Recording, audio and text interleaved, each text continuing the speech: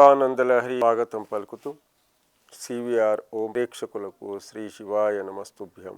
ఓం నమ శివాయ. త్వత్పాదాంబుజమార్చయామి పరమం త్వాం చింతయామ్యాన్వసమ్యాన్వహం త్వామీశం శరణం వ్రజామి వచసా త్వామేవ యాచే విభో దీక్షాం మే దిశ చక్షుషిం సకరుణాం దివ్యైశ్చిరం ప్రార్థితాం. శంభో లోకగురో మదీయ మనస సౌఖ్యోపదేశం కురు.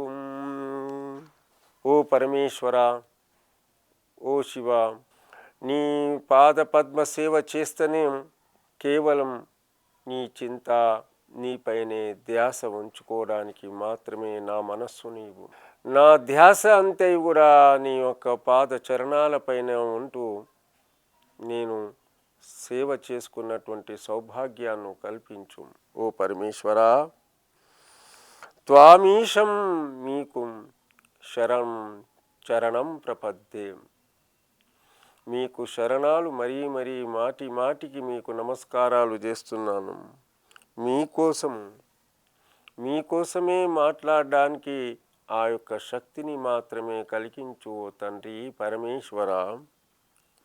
మరియు మాట్లాడుతూ ఉంటే మీకోసమే సంకల్పం చేసిన అనంతరం మీకోసమే చింత చేయడానికి మాత్రమే నా యొక్క మనస్సు ఎన్నుగు.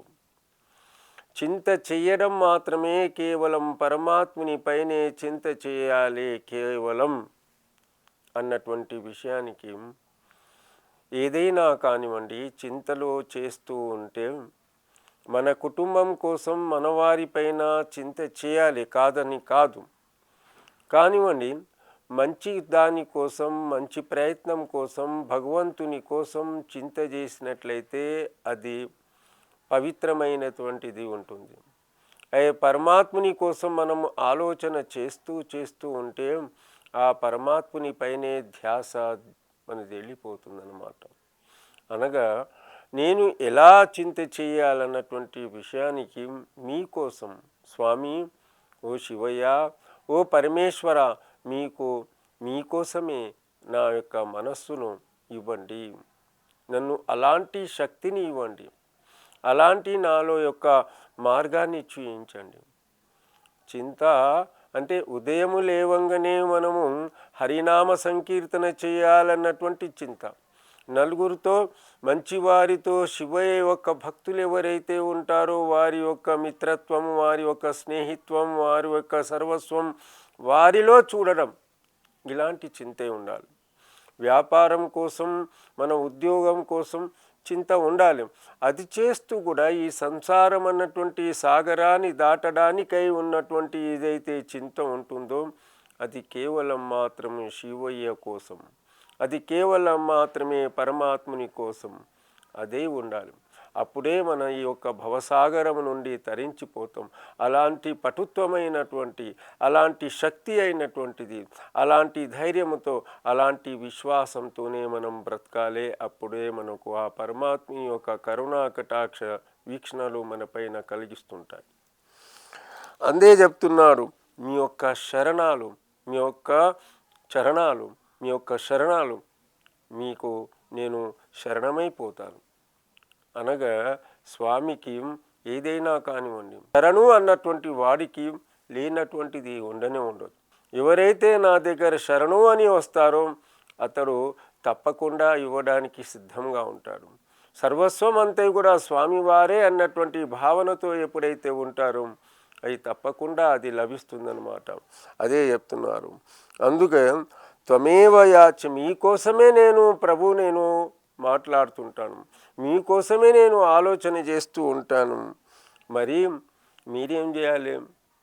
మీరు అలాంటి దీక్ష నాకు ఇవ్వాలి. ఎంత ప్రశ్న అడుగుతున్నారండి స్వామి. జగద్గురువు లాంటి వారు ఇది మన కోసం చెప్తున్నారు స్వామిజీ. జగద్గురువుల వారు నా యొక్క ప్రపంచంలో ఉన్నటువంటి నా యొక్క బంధువులందరూ కూడా ఎలా ఏ తోవకు వెళ్ళిపోతారో అన్నటువంటి విషయాన్ని చెప్తున్నారు. దీక్షాం, ఇలాంటి దీక్షను తీసుకున్నటువంటి ఇలా దీక్ష ఇవ్వాలి. అది దిశ చాక్షుషీం అన్నటువంటి ఇలా దిశను 4 దిక్కుల ఎలాంటి దిశ నాకు యొక్క దశ ఎలాంటి ఇవ్వాలి, ఇలాంటి దీక్ష ఇవ్వాలి. దీక్ష ఇచ్చినటువంటి వాడు మరి లోక గురువు, ఇక్కడ గురువు అన్నటువంటి విషయాన్ని కూడా ఉపయోగించారు భగవత్పాదుల వారు. శంభో లోక గురో, ఓ శివయ్య. చూడండి, లోకానికి గురువు అయినటువంటి వారు ఆదిశంకరాచార్యులు మా గురువులైనటువంటి వారైతే, ఆ గురువులకు గురువు అయినటువంటి వారు శంభో శంకర, హర హర శంకర, శివ శివ శంకర, హర హర శంకర. ఎంత గొప్పదైనటువంటి జగద్గురువుల వారి యొక్క ఆ చరణాలు ఉన్నాయండి. వారేమంటున్నారు, కాదు ఇది మీకోసం అంటే జగత్తులో ఉన్నటువంటి ప్రజల కోసం, ఈ జగత్తులో ఉన్నటువంటి ఎవరైతే స్వామివారికి ప్రార్థన చేస్తున్నారో, స్వామివారి యొక్క కీర్తనలు చేస్తున్నారో, ఆ జగద్గురు శంకరాచార్యుల వారి ఆ ప్రభువారు గురువులు వారు అసలైన సిసలైనటువంటి మా గురువు గారు జగద్గురు అయినటువంటి ఆ స్వామివారు. ఆ స్వామి తర్వాతనే శివయ్య వస్తాడు. ఆ స్వామి తర్వాతనే మనకు ఏ దేవుడైన జ్ఞాపకం వస్తారు. ఆ జగద్గురువులైనటువంటి వారు అందుకే నరసింహస్వామి వారి యొక్క కరావలంబం అని రాశారు. పండరపుర జగన్నాథుని యొక్క అష్టకం రాశారు. అన్నపూర్ణ స్తోత్రం చెప్పారు. ఏంటి విష్ణు సహస్రనామానికి వ్యాఖ్యానం రాశారు. ఏది ఎన్ని చెప్పుకుంటూ పోతే వారి యొక్క అనేకమైనటువంటి విషయాలు మనకు ఇక్కడ దైవ అపరాధన క్షమాపణ స్తోత్రం అని చెప్పారు. కరావలంబం అనేటువంటి స్తోత్రం చెప్పారు. వారు జగద్గురు ఏం చెప్పారు, ఆ వారు ఒకవేళ వెళ్తుంటే భిక్షకే వెళుతుంటే అక్కడ జగద్గురు వారి ఎక్కడైతే భిక్షకు వెళ్తే ఏ అమ్మ దగ్గరైతే ఏమీ ఉండదు, ఆమెకు ఏంటిది ఏముండదంటే ఇంట్లో అటు సన్యాసి వచ్చాడు కదా ఏమో ఇవ్వాలన్నటువంటి విషయాన్ని చూస్తే కేవలం మాత్రము అక్కడ మాత్రం కేవలం మాత్రం ఒకటి ఖజూర పండు మాత్రమే, ఒకటి కనకధార అన్నటువంటి స్తోత్రాన్ని చెప్పినటువంటి అక్కడ కేవలం ఒక ఖజూర పండు మాత్రమే అక్కడ దొరికితే అక్కడ భిక్ష ఇస్తే ఆ ఇంట్లో ఏమీ లేనందువల్ల కనకాధార స్తోత్రం పారాయణం చేశారు. సాక్షాత్తు యొక్క బంగారం యొక్క వర్షం అక్కడ పడింది. అంటే చెప్పే తాత్పర్యం ఏంటి అంటే ఇక్కడ అందరికీ అనేకమైనటువంటి స్వామివారి గురించి అనేక విషయాలు కథలు తెలుసు, కానీ స్వామివారు నాకు ఇప్పుడు జ్ఞాపకం వచ్చేసారు ఆ యొక్క విషయాన్ని. అంటే వారు అసలైనటువంటి గురువులు, జగద్గురువు అంటే వారు. ఒక సామాన్యమైనటువంటి ఇంటి ముంగట వెళ్ళి భిక్షాందేహి అంటే వాళ్ళ దగ్గర ఏమీ లేదంటే ఉసిరికాయ అన్నటువంటి ఎప్పుడైతే ఇచ్చిందో ఆ అమ్మ ఇవ్వడానికి ప్రయత్నం చేస్తే ఆ స్వామివారు ఎప్పుడైతే అక్కడ ఏమి వెళ్ళింది కనకాధార స్తోత్రము పారాయణం చేస్తే అక్కడ బంగారం యొక్క వర్షం కురిసింది. ఎంత గొప్ప వారు గురువులు. ఆది శంకరాచార్యులు అంటే జగద్గురువు. ఇక్కడ ఆ యొక్క జగద్గురువుల వారు ఏమంటున్నారంటే నాకు దీక్ష ఇలా ఇవ్వు. ఎలా దీక్ష ఇవ్వు అంటే నేను ఎప్పుడు కూడా మీ సాన్నిధ్యంలో పరమేశ్వర ఓ జగదీశ్వర నాకు ఇలాంటి సాన్నిధ్యాన్ని కల్పించు, నాకు ఎలాంటి చింత కలిగించు, నీకోసమే జీవించడానికి అయినటువంటి నాకు చింత కలిగించు అన్నటువంటి విషయాన్ని చెప్తున్నా. నీ కరుణా కటాక్షాలు నాపైన ప్రసరింపజేయు, నీ దయా నాపైన ప్రసరింపజేయు జగద్గురు శంకరాచార్యుల వారు అంటున్నారు. వారి అసలు మరి లోక గురువు, అసలు లోక గురువు జగద్గురు స్వామివారి శివయ్య. బ్రహ్మ విష్ణువులకు గురువుకు మించినటువంటి వారు లోక గురువులు. వారు గురువు అయినటువంటి పూజ చేతుమయ్య గురురాయ, ఓ పుణ్యపురుష పూజ చేతును ప్రాణలింగ అన్నటువంటి కీర్తన ఎంత గొప్పదైనటువంటి పూజ చేతును పుణ్యపురుష జాజిలో జా బిలువ తులసి అన్నటువంటి కీర్తన అన్నటువంటి ఆ ప్రాణలింగ పూజ చేతును ప్రాణలింగ పూజ చేతును పుణ్యపురుష జాజిలో జా బిలువ తులసి తేజమైన పాదములకు కేతకీ పుష్పముల చేత పూజ చేతును ప్రాణేశ్వర, ఓ ప్రాణలింగ నీకు పూజ చేస్తాను. ఈ విధంగా చూడండి జగద్గురు శంకరాచార్యులు వారు ఆచార్యులు అంటే ఆచార్యులే. అందుకే చెప్తున్నారు ఇక్కడ ఓ గురువులకు గురువు మించినటువంటి వారు లోక గురువు ప్రపంచానికి గురువు. అసలు గురువు అన్నటువంటి పదాన్ని కూడా మనం తెలుసుకున్నట్టయితే అంధకారం నుంచి జ్ఞానం వరకు ఎవరైతే తీసుకొని వెళ్తారే అతడే గురువు అండి. ఈ సామాన్యంగా మనం ఈ సామాన్య వాడవాడలో మన గురువులు అవుతున్నారు కానివ్వండి. గురువు అనేటువంటి ఆది శంకరాచార్యులు వారు మాత్రమే గురువులు. కృష్ణం వందే జగద్గురు అంటారు. ఆ కృష్ణం వందే జగద్గురు తర్వాత వచ్చిన ఈ కలికాలంలో వచ్చినటువంటి ఈ కలియుగంలో వచ్చినటువంటి మొదటి పాదంలో వచ్చినటువంటి వారు కేవలం మాత్రమే లోకశంకరులు మాత్రమే. హర హర శంకర శివ శివ శంకర. ఆ శివయ్య అనగా లోకశంకర, ఆ యొక్క లోకశంకరుడైనటువంటి శంకరాచార్యుల వారు మాత్రమే. అలాంటిది నా యొక్క మనస్సుకు సౌఖ్యోపదేశం కలిగించు.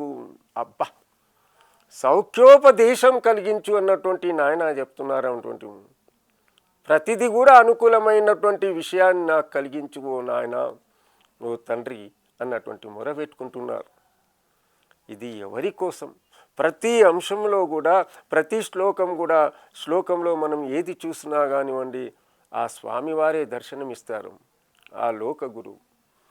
మనం సామాన్యంగా ఏం చేస్తున్నాము? గురువులు అంటే మనం తిలకం పెట్టుకొని, ఏదో గడ్డాలు పెంచుకొని ఏదో చేస్తే అది కాదండి. అజ్ఞానంతో ఉన్నటువంటి వారికి జ్ఞానం వైపు మళ్లించినటువంటి వారు ఎవరైతే ఉన్నారో, అంధకారంతో బ్రతుకుతున్నటువంటి వారికి వెలుతురు వైపు ఎవరైతే తీసుకొని వెళ్తారో వారే అసలైన సిసలైనటువంటి లోక గురువులు, భగవత్పాదుల వారు. మనం ఎందుకనగా చెప్తున్నానంటే, వారు చేసినటువంటి ఏవైతే రచనలు ఉన్నాయో, వారు పాడినటువంటి కీర్తనలు ఏవైతే ఉన్నాయో, వారు చెప్పినటువంటి తత్వాలు ఏవైతే ఉన్నాయో, వారు చేసినటువంటి శ్లోకాలు ఏవైతే ఉన్నాయో, అది మనకు చిరకాలం, ఈ సృష్టి ఉన్నంత కాలం ఉంటుంది. మనం ఈ సృష్టి ఉన్నంత కాలం వారికి మరపజాలలేం. ఎందుకనగా ఈ శివానంద లహరి అంటేనే అలా.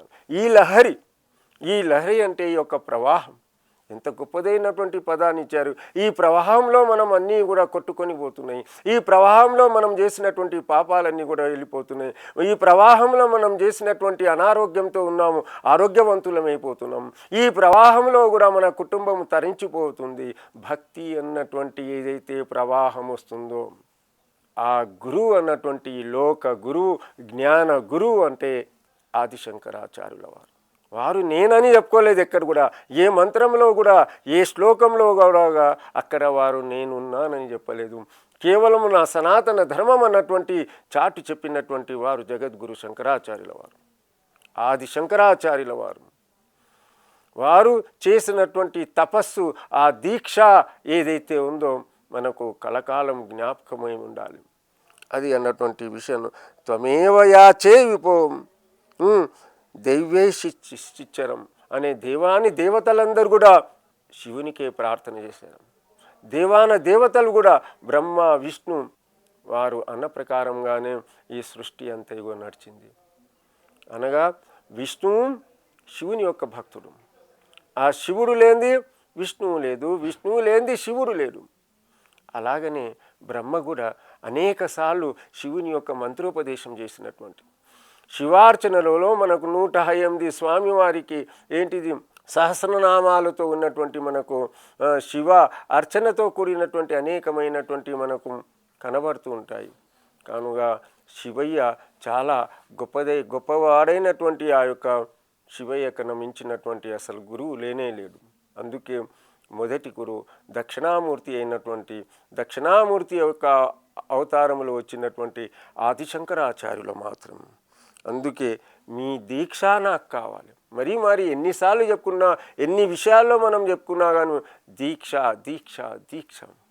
ఎలాంటి సత్కర్మలతో, మంచి విషయాలతో, మంచి భావనలతో కావలసినటువంటి దీక్ష మాత్రమే కావాలి.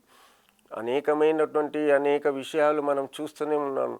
సామాన్యమైనటువంటి పాఠశాలలో కానివ్వండి, దేవాలయాల్లో కానివ్వండి, మనకు దీక్ష ఇవ్వడానికి సిద్ధంగా ఉంటారు. కాదండి, దీక్ష అనేది సామాన్యమైనటువంటి దీక్ష కాదు, జ్ఞానపరమైనటువంటి దీక్ష. ఏ విధంగా ఎలా జీవించాలి, ఎలా బ్రతకాలి, ఆ స్వామివారి యొక్క చరణాల వద్దకు ఎవరైతే పట్టుకొని రాత్రింబగలు ప్రయత్నం చేస్తుంటారో అలాంటి దీక్ష మాత్రమే కావాలి, అలాంటి ప్రయత్నం మాత్రమే కావాలి. కాదు కొంత దక్షిణ తీసుకొని దీక్ష ఇస్తూ ఉంటారు, అది కాదు. నిస్వార్థపరమైనటువంటి ఎలాంటి స్వార్థం లేక భగవంతుని యొక్క ఉపదేశం ఎవరైతే ఇస్తారో అది అసలైన సిసలైనటువంటి దీక్ష. జగద్గురు శ్రీ స్వాముల వారు దీక్ష ఇచ్చారు కానివ్వండి, వారు ఎప్పుడైనా వారి స్వార్థం కోసం ఆలోచన చేశారా? ఆ కాలంలో ఎలాంటి ఏం స్వార్థం లేక జీవించినటువంటి వారు కేవలం మాత్రము ఆ స్వామి వారి గురించే ధ్యానంలో ఉన్నటువంటి వారు జగద్గురు శంకరాచార్యుల వారు. ఇన్ని విధాల ప్రతి నాకు శ్లోకంలో వారి యొక్క పాదపద్మాలకు వారి పాదాన్ని నేను దర్శించే వరకు నేను ఉండలేను. ప్రతి వాళ్ళు కూడా ఈ యొక్క లోకంలో ఉన్నటువంటి ప్రతి వాళ్ళు కూడా ప్రతి శ్లోకంలో కూడా ఎన్నిసార్లు ఎన్ని విధాల వారి యొక్క చరణాలకు మనం మొక్కినా కానివ్వండి, అసలు ఇది లేదు. ప్రతి శ్లోకంలో కూడా నాకు జ్ఞాపకం వస్తున్నారంటే ఒకటే ఉన్నారు. వారి దగ్గర ఎక్కడ కూడా ఏ శ్లోకంలో కూడా ఏ ప్రార్థనలో కూడా ఎక్కడ కూడా కించిత్తు కూడా స్వార్థం లేకుండా, ఎక్కడ కూడా లేకుండే. మీరు చూడండి, అష్టకాలు తీయండి, నిత్యానందకరి అన్నారు చెప్పారు. అమ్మా నేను చెడ్డవాణ్ణి కానివ్వండి, నువ్వు మాత్రమే చెడ్డది కాదు, నేను చెడ్డవాణ్ణి అన్నటువంటి విషయాన్ని చెప్పారు. కుపుత్రో జాయతే క్వచతపి కుమాతాన భవతి చెప్పారు. పుత్రుడు చెడ్డవాడైనా కానీ తల్లి చెడ్డది కాదు అన్నటువంటి విషయాన్ని వ్యక్తీకరించినటువంటి వారు జగద్గురువుల వారు. అది ఎవరి కోసం? అది మన కోసం, మన జీవన వికాసం కోసం. ప్రతి వాళ్ళు కూడా ఏదో తప్పులు చేస్తుంటారు. ప్రతి వాళ్ళం కూడా సమాజం కోసం, తన కుటుంబం కోసం ఏదో ఆలోచన చేస్తూ ఉంటాము. మన బ్రతుకుల్లో ఏదో పాడైపోతుంది కానివ్వండి, పిల్లవాడు చెడ్డవాడైనా కానీ తల్లి చెడ్డది కాదు అంటే ఆ జగజ్జనిని చెడ్డది కాదు, నా పిల్లవాడు ఎక్కడ ఒకరోజు లేకుంటే ఒకరోజు బాగుపడతాడన్నటువంటి కన్న తల్లి ఆలోచన చేస్తూ ఉంటుంది. ఇది జగద్గురు శంకర ఆ యొక్క ఆది గురువులకు గురువు అయినటువంటి జగద్గురువుల వారు చెప్పినటువంటి వ్యక్తీకరించినటువంటి వారి జీవితంలో ఎక్కడ కూడా సన్మానాలు పొందలేదు, ఎక్కడ కూడా వారు అసలు చూడలేదు. కేవలం మాత్రం స్వామివారి యొక్క పాదపద్మాలకు నమ్ముకున్నటువంటి సాక్షాత్తు ఆ శివుని యొక్క అవతారమే జగద్గురువుల యొక్క అవతారం. అదే చెప్పారు, దీక్ష ఇలాంటిది ఇవ్వండి, సత్కర్మలతో కూడినటువంటి మంచి విషయాలతో కావలసినటువంటి ఇలాంటిది మాత్రమే దీక్ష ఇవ్వాలి. కానివ్వండి, లేనిపోని డబ్బుల కోసం, ధనం కోసం నేను మహామంత్రాన్ని ఇస్తాను, ఇలా రామానుజాచార్యుల వారు కూడా మనం జ్ఞాపకం పెట్టుకోవాలి. వారు కూడా ఏం చేశారు? ఆ కాలం వచ్చినటువంటి అష్టాక్షరి మహామంత్రాన్ని ఒక దేవాలయం పైన నిలబడి ఆ అష్టాక్షరి మహామంత్రాన్ని అందరికీ ఉపదేశించారంటే ఎంత మహాద్భాగ్యం అండి మనది. ఈనాడు మనం చెప్పుకుంటున్నటువంటి ఓం నమ శివాయ మహామంత్రం కానివ్వండి, లేదా ఓం నమో నారాయణ మహామంత్రం కానివ్వండి, అష్టాక్షరి మహామంత్రం కానివ్వండి, ఏ మహామంత్రాలు చూసుకోండి, ఈనాడు మనం ప్రపంచమంతా కూడా విని మనం ఆ మంత్రాలను పారాయణం చేస్తున్నామంటే దాని వెనుక ఉన్నటువంటి సత్పురుషులు, సద్గురువులు, లోక గురువులు ఎవరైతే ఉన్నారో నిస్వార్థంగా ప్రజలకు ఒక భీక్షగా పెట్టినటువంటి వాళ్ళే కానివ్వండి. వాళ్ళు ఇచ్చినటువంటి దీక్ష అయితే ఉందో ఆ దీక్ష ప్రకారంగా మనం జీవితాలను నడిపినప్పుడే అది సక్రమమైనటువంటి జీవితంగా సాగుతుంది. అది మానవ జీవన వికాసం కోసమే చెప్పుకోవచ్చు. ఈ లోకంలో ఉన్నటువంటి ప్రతి వారి యొక్క జీవన వికాసం కోసమే అనుకోవచ్చు. ఓం నమః శివాయ అన్నటువంటి మహామంత్రం తీసుకోండి, ఏ మంత్రం తీసుకున్నా కానివ్వండి, ఆ మంత్రములో ఉన్నటువంటి అయితే రహస్యం ఏతుందో అది మనలో తీసుకొని ఆ ప్రకారంగా నడిచినప్పుడే అప్పుడే మనం ఈ లోకంలో బ్రతకగలుగుతాం. అప్పుడే స్వామివారి యొక్క సాన్నిధ్యానికి వెళ్ళగలుగుతాం. ఇది జగద్గురువుల వారు చెప్పినటువంటిది. వారి కోసం ఎక్కరలేదు. ఏ శ్లోకాల్లో చెప్పినా కానీ, ఏ మంత్రంలో చెప్పినా కానివ్వండి, ఏ వారి యొక్క అష్టకాల్లో చెప్పినా కానివ్వండి, ఎక్కడ కానీ వారి గురించి లేనేలేదు. అందుకే వారు స్థాపించినటువంటి 4 పీఠాలు ఏవైతే ఉన్నాయో ఆ 4 పీఠాలు పవిత్రంగా సాగుతున్నాయంటే వారి ద్వారా పెట్టినటువంటి అది దీక్ష. ఆ పీఠాలనే మనకు రక్షిస్తున్నాయి, ఆ పీఠాలే మనకు కాపాడుతున్నాయి. వారు చెప్పినటువంటి ఏదైతే దీక్షలో చెప్పినటువంటి మహామంత్రాలు ఏవైతే ఉన్నాయో వారి ద్వారానే మనం ఆ స్వామివారి యొక్క చరణాల్లో మనం వెళ్ళిపోతున్నాం, ఆ స్వామివారిలో మనం కలిసిపోతున్నాం అన్నటువంటి విషయానికి మనం ఒక్కసారి జ్ఞాపకం చేయాలి. అందుకే ఎల్లకాలం కూడా వారిపైనే చింతిస్తూ ఉండాలి. మన సంసారం కోసం చింత చేసినటువంటి ఏదైతే ఆ చింత ఏమవుతుంది, చితలో కాలిపోతుంది. కానివ్వండి, ఆ చిత కన్నా గొప్పదైనటువంటి చింత ఏదైతే ఉందో హరినామ సంకీర్తన, శివనామ సంకీర్తన, హరినామ సంకీర్తన, దీనికన్నా మించినటువంటిది ఏమీ లేదు. ఏది మన ఎంబడి రానే రాదు. కేవలం మాత్రము వచ్చినటువంటి ఎవరు, కేవలం ఆ శివయ్య మాత్రమే వస్తాడు, ఆ రాముల వారే వస్తారు. కేవలం ఓం నమో నారాయణ అన్నటువంటి మహామంత్రమే మన ఎంబడి వస్తుంది.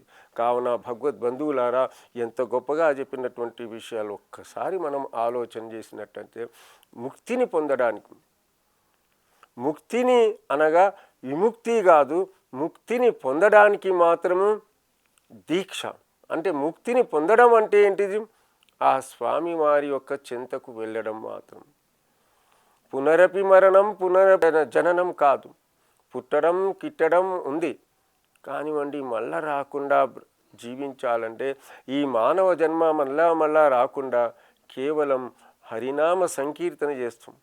రామకృష్ణ పరమహంస లేదా, స్వామి వివేకానంద లేదా, రామకృష్ణ పరమహంస వారు సాక్షాత్తు ఆ అమ్మ యొక్క భక్తుడైనప్పటికీ కూడా వారు ఏనాడు కూడా నాకు ఇలాంటి బాధల్లో పడుతున్నాను, ఇంత రోగంతో ఉన్నాను, అనారోగ్యంతో ఉన్నాను, ఓ తల్లి నాకు కాపాడు అన్నటువంటి విషయాన్ని చెప్పుకోలేదు.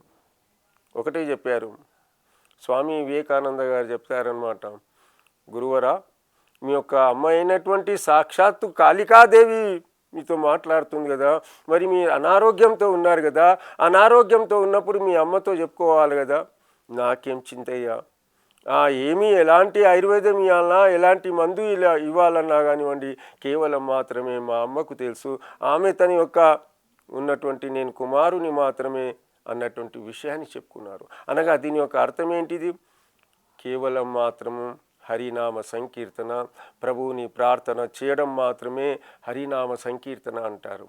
కావున ఆ చింత మాత్రమే అమ్మ పైన ఉంది. జగద్గురు శంకరాచార్యులు కానివ్వండి, రామకృష్ణ పరమహంస కానివ్వండి, రామానుజాచార్యులు కానివ్వండి, ఎవరైనా కానివ్వండి, చింత మాత్రము కేవలం భగవంతుని వైపే ఎవరైతే పెడతారో అలాంటి వారి యొక్క కుటుంబము, అలాంటి వారి యొక్క జీవితం బాగుగా సాగుతుంది. అలాంటి వారందరూ కూడా సక్రమమైనటువంటి మార్గంలో నడిచి ముక్తిని పొందుతారంటూ స్వస్తి.